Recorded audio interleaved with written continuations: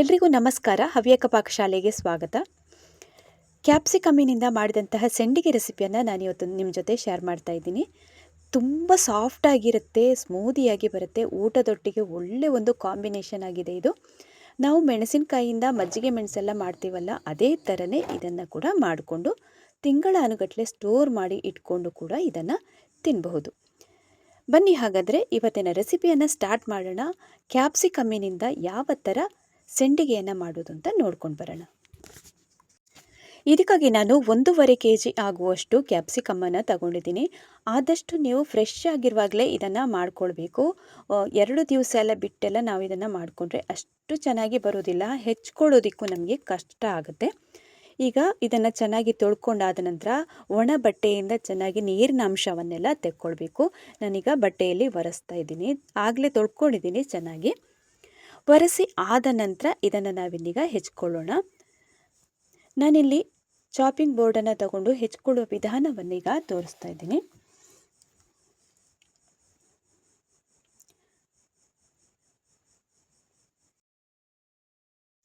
ಸ್ವಲ್ಪ ದಪ್ಪಗೆನೆ ಇದನ್ನು ಹೆಚ್ಕೊಳ್ಬೇಕು. ನಾನೀಗ ತೋರಿಸ್ತಾ ಇದ್ದೀನಿ ನೋಡಿ, ಈ ಥರ ಶೇಪಲ್ಲಿ ಇರಬೇಕು ಪ್ರತಿಯೊಂದು ಕೂಡ. ಇನ್ನು ಒಳಗಡೆ ಇರುವಂತಹ ಬೀಜವನ್ನು ನಾವೀಗ ತೆಕ್ಕೊಳ್ಬೇಕು. ಈಗ ಎಲ್ಲ ಕ್ಯಾಪ್ಸಿಕಮ್ಮನ್ನು ಕೂಡ ಅದೇ ರೀತಿಯಾಗಿ ಹೆಚ್ಕೊಂಡು ಬೀಜವನ್ನು ಕೂಡ ಸಪರೇಟ್ ಮಾಡಿಕೊಂಡು ಇಟ್ಕೊಂಡಿದ್ದೀನಿ. ಇನ್ನೀಗ ಹೆಚ್ಚಿರುವಂತಹ ಕ್ಯಾಪ್ಸಿಕಮ್ಮನ್ನು ಒಂದು ಸೈಡಲ್ಲಿ ಇಟ್ಟಿರೋಣ.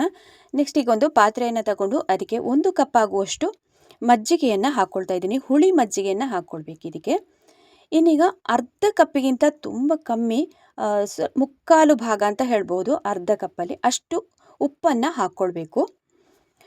ತೀರಾ ಉಪ್ಪನ್ನು ಕೂಡ ಹಾಕ್ಕೊಳ್ಬಾರ್ದು, ಸಾಫ್ಟ್ ಆಗಿರೋದ್ರಿಂದ ಇದು ಉಪ್ಪು ಜಾಸ್ತಿ ಆಗಿ ಹೋಗುತ್ತೆ. ಅದಕ್ಕೋಸ್ಕರ ನಾನೀಗ 1.5 kgಗೆ ನಾವೀಗ ಅರ್ಧ ಕಪ್ ಆಗೋಷ್ಟು ಉಪ್ಪು ಸಾಕಾಗುತ್ತೆ. ಇನ್ನು ಚೆನ್ನಾಗಿ ಮಿಕ್ಸ್ ಮಾಡ್ಕೊಳ್ಳೋಣ. ಉಪ್ಪಿನ ಜೊತೆಗೆ ಆಮೇಲೆ ಮಜ್ಜಿಗೆ ಜೊತೆಗೆ ಇದು ಹೊಂದಿಕೊಳ್ಬೇಕು, ಎಲ್ಲ ಕ್ಯಾಪ್ಸಿಕಮ್ನ ಪೀಸ್ ಕೂಡ. ಸರಿಯಾಗಿ ಮಿಕ್ಸ್ ಮಾಡಿ ಆದ ನಂತರ ಇದನ್ನು ಮುಚ್ಚಳವನ್ನು ಮುಚ್ಚಿ ಆ ದಿವಸ ರಾತ್ರಿ ಇದನ್ನು ಹಾಗೇನೆ ನೆನೆಯೋದಕ್ಕೆ ಬಿಡಬೇಕು ಮಜ್ಜಿಗೆನಲ್ಲೇ. ಮಾರನೇ ದಿವಸ ಬೆಳಗ್ಗೆ ನಾವು ಇದನ್ನು ತೆಗೆದು ನೋಡಬೇಕು.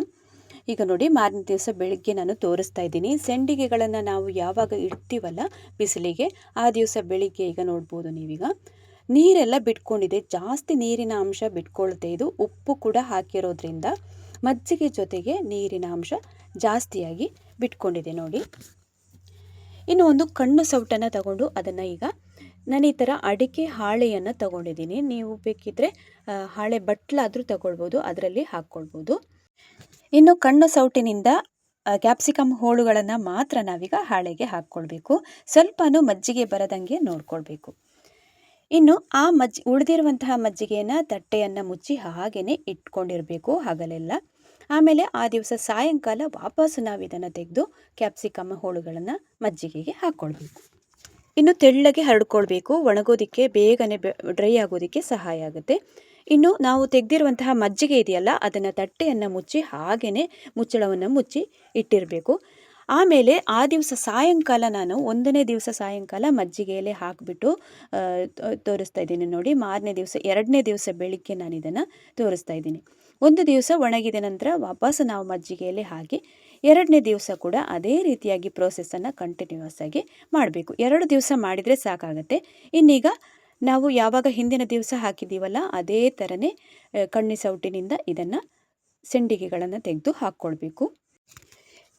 2 ದಿವಸ ಮಜ್ಜಿಗೆಯಲ್ಲಿ ನೆಂದರೆ ಸಾಕು. ಇನ್ನೀಗ ಆ ಮಜ್ಜಿಗೆಯನ್ನು ನಾವು ಉಪಯೋಗ ಮಾಡ್ಕೊಳ್ಳೋದಕ್ಕೆ ಬರೋದಿಲ್ಲ, ಅದನ್ನು ಹೊರಗಡೆ ಚೆಲ್ಲಬಹುದು. ಈಗ ಎಲ್ಲವನ್ನು ಸೆಂಡಿಗೆಯನ್ನು ಹಾಕಿ ಆದ ನಂತರ ನಾವು ಇದನ್ನು ಇನ್ನೀಗ ಟೋಟಲಾಗಿ ಒಂದು 7ರಿಂದ 8 ಬಿಸಿಲಾದರೂ ಬೇಕಾಗುತ್ತೆ. ಇದರಲ್ಲಿ ನೀರಿನ ಅಂಶ ಜಾಸ್ತಿಯಾಗಿ ಇದು ಹಿಡಿದು ಇಟ್ಕೊಳ್ಳೋದ್ರಿಂದ ಸೆಂಡಿಗೆಗಳು ಒಣಗೋದಕ್ಕೆ ಟೈಮು ಹಿಡಿಯುತ್ತೆ. ಈಗ ಎಲ್ಲವನ್ನು ಹಾಕಿದ್ದೀನಿ. ಇನ್ನು 2ನೇ ದಿವಸದ ಬಿಸಿಲಲ್ಲಿ ಕೂಡ ಒಣಗೋದಕ್ಕೆ ಇಡೋಣ. ಆದಷ್ಟು ಇದನ್ನು ತೆಳ್ಳಗೆ ಮಾಡಿದಷ್ಟು ನಮಗೆ ಬೇಗನೆ ಒಣಗಿ ಸಿಗುತ್ತೆ. ತುಂಬ ಬಿಸಿಲಲ್ಲಿ ಒಣಗಿಸಿದರೆ ಒಂದು 4ರಿಂದ 5 ದಿವಸದಲ್ಲಿ ಒಣಗಿಸ್ಬೋದು. ಕಡಿಮೆ ಬಿಸಿಲು ಅಂತಾದರೆ ಒಂದು 7ರಿಂದ 8 ಬಿಸಿಲಾದರೂ ಬೇಕಾಗುತ್ತೆ. ಈಗ ಕಂಪ್ಲೀಟಾಗಿ ಒಣಗಿದ ನಂತರ ಕ್ಯಾಪ್ಸಿಕಮ್ ಸೆಂಡಿಗೆಗಳನ್ನು ತೋರಿಸ್ತಾ ಇದ್ದೀನಿ. ತುಂಬಾ ಚೆನ್ನಾಗಿ ಕ್ರಿಸ್ಪಿಯಾಗಿ ಕೂಡ ಬರುತ್ತೆ. ಅಷ್ಟೇ ಅಷ್ಟೇ ಸಾಫ್ಟಾಗಿ ಇರುತ್ತೆ. ನಾವು ಮಜ್ಜಿಗೆ ಮೆಣಸಿನಷ್ಟು ಎಲ್ಲ ಗಟ್ಟಿಯಾಗಿ ಇರೋದಿಲ್ಲ ಇದು. ಪ್ರತಿಯೊಂದು ಕ್ಯಾಪ್ಸಿಕಮ್ ಪೀಸ್ ಕೂಡ ಹಾಗೆಯೇ ಮಜ್ಜಿಗೆ ಉಪ್ಪೆಲ್ಲ ಎಳ್ಕೊಂಡು ಅಷ್ಟು ಚೆನ್ನಾಗಿ ಕ್ರಿಸ್ಪಿಯಾಗಿ ಕೂಡ ಬಂದಿತ್ತು. ಇನ್ನೀಗ ಕಾದ ಎಣ್ಣೆಯಲ್ಲಿ ಇದನ್ನು ಕರಿದು ತಗೊಳ್ಳೋಣ. ತುಂಬ ಮೈಲ್ಡ್ ಆಗಿರುವಂತಹ ಪದಾರ್ಥ ಮಜ್ಜಿಗೆ ಹುಳಿ ಅಥವಾ ಸ್ವಲ್ಪ ಸಲಾಡ್ ಎಲ್ಲ ಮಾಡಿದಾಗ ಮಜ್ಜಿಗೆಯಲ್ಲೆಲ್ಲ ಹಾಕಿ ಸಲಾಡ್ ಮಾಡ್ತೀವಲ್ಲ, ಆ ಥರದ್ದನ್ನೆಲ್ಲ ನಾವು ಊಟದೊಟ್ಟಿಗೆ ಉಪಯೋಗಿಸುವಾಗ ಇದನ್ನು ಕೂಡ ಕರೆದು ತಿನ್ಬೋದು. ಈಗ ಕಾದ ಎಣ್ಣೆಯಲ್ಲಿ ಹಾಕ್ಕೊಂಡಿದ್ದೀನಿ. ಆದಷ್ಟು ಇದನ್ನು ಲೋ ಫ್ಲೇಮಲ್ಲಿ ಇಟ್ಕೊಂಡು ಕರೆದು ತಗೊಳ್ಬೇಕು. ಸ್ವಲ್ಪ ಬ್ರೌನ್ ಕಲರ್ ಬರೋ ತನಕ ಇದನ್ನು ಹುರಿಬೇಕು. ಆವಾಗ ಕ್ರಿಸ್ಪಿಯಾಗಿ ಕೂಡ ಬರುತ್ತೆ. ಈಗ ಹುರಿದಿದ್ದೀನಿ. 2 ಬ್ಯಾಚಲ್ಲಾಗಿ ಹುರಿದದನ್ನು ಕೂಡ ನಾವೀಗ ನೋಡ್ಬೋದು. ಬ್ರೌನ್ ಕಲರಿಗೆ ಹುರ್ಕೊಂಡಿದ್ದೀನಿ. ಉಪ್ಪನ್ನು ಜಾಸ್ತಿ ಹಾಕೋದಕ್ಕೆ ಹೋಗಬೇಡಿ, ಜಾಸ್ತಿ ಆಗುತ್ತೆ ಬೇಗನೆ ಇದಕ್ಕೆ. ಅಂದರೆ ತೀರಾ ಸಾಫ್ಟ್ ಆಗಿರುವಂಥದ್ದು ಇದು ಕ್ಯಾಪ್ಸಿಕಮ್ ಆಗಿರುತ್ತೆ. ಅದಕ್ಕೋಸ್ಕರ ಸ್ವಲ್ಪ ನೋಡಿಕೊಂಡು ಉಪ್ಪನ್ನು ಹಾಕ್ಕೊಳ್ಬೋದು. ಆಮೇಲೆ ನಿಮಗೆ ಕಡಿಮೆ ಆಯಿತು ಅಂತಂದರೆ ಮಾರನೇ ದಿವಸ ಮಜ್ಜಿಗೆ ಒಟ್ಟಿಗೆ ಹಾಕ್ಕೊಳ್ಬೋದು. ಕ್ಯಾಪ್ಸಿಕಮನ್ನು ಬಳಸಿಬಿಟ್ಟು ಯಾವ ಥರ ಸೆಂಡಿಗೆಯನ್ನು ಮಾಡೋದು ಅಂತ ನೋಡ್ಕೊಂಡು ಬಂದ್ರಿ ಅಲ್ವಾ. ಇವತ್ತಿನ ವಿಡಿಯೋ ನಿಮಗೆ ತುಂಬಾ ಇಷ್ಟ ಆಗಿರ್ಬೋದು ಅಂತ ಅಂದ್ಕೊಂಡಿದ್ದೀನಿ. ನೀವು ಇದೇ ವಿಧಾನದಲ್ಲಿ ಮನೆಯಲ್ಲಿ ಟ್ರೈ ಮಾಡಿ ನೋಡಿ.